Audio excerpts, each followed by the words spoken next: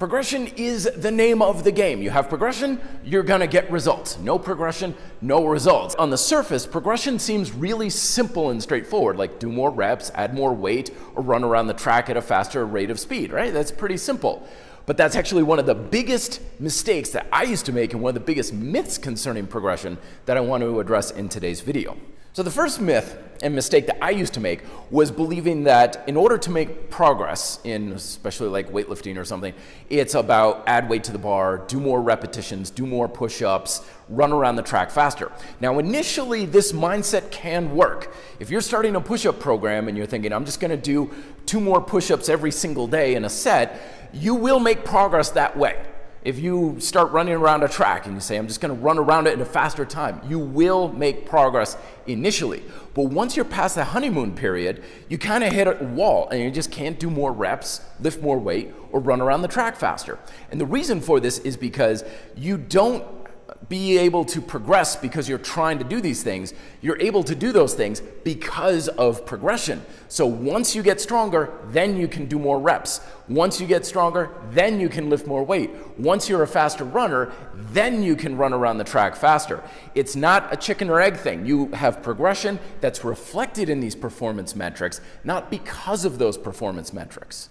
So you might be saying, okay, great, so what do I do with that? Well, here's the real nut that we want to crack with this one, because a lot of times we're looking for progression to come to us from formula. Like if I do this workout, will I make progress? If I do this kind of workout or this type of superset, will this build muscle?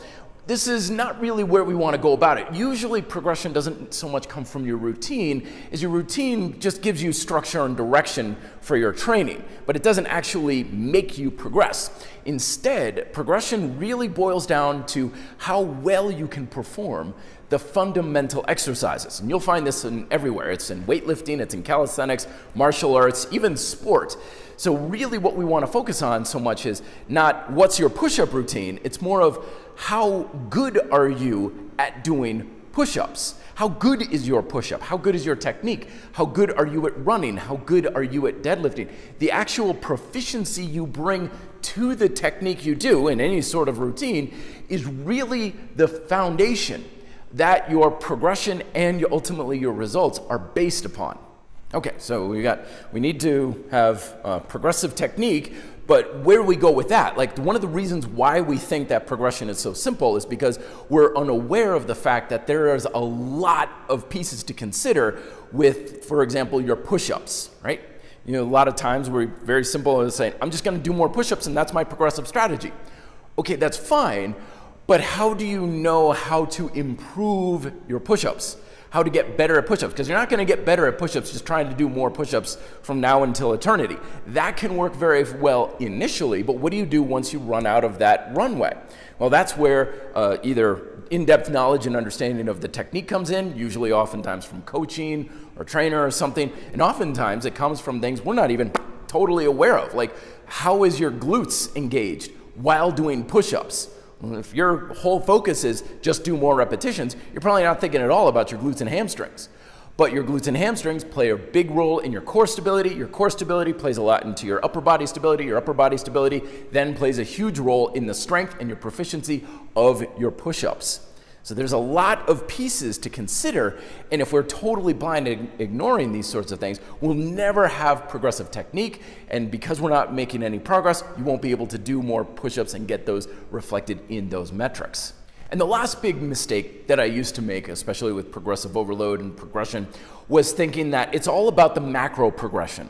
Instead, the rule I always follow is you want to have some sort of progression from the beginning to the end of your workout for that day. Well, case in point, like I was just training someone this morning and she had an injury in her back and she was kind of feeling stiff and sore and achy and not really feeling like herself, right? So I took her through a workout and we didn't hit any PRs. We didn't do anything heavier. We didn't do anything with more reps. We didn't do anything numerically that was a progression. But by the end of the workout, she felt a heck of a lot better. Her back pain was much more reduced. She was feeling energized. She was feeling a lot better. She was in a progressive state at the end of the workout than she was at the beginning of the workout. And that, in a nutshell, is really what we want to focus on. Because if you can continuously be in a progressive state from the beginning to the end of your workout, then the macro progression will take care of itself. All right, folks, thank you so much for watching. As always, comments down below. Check out more videos here as well. Thanks so much. Be fit and live free.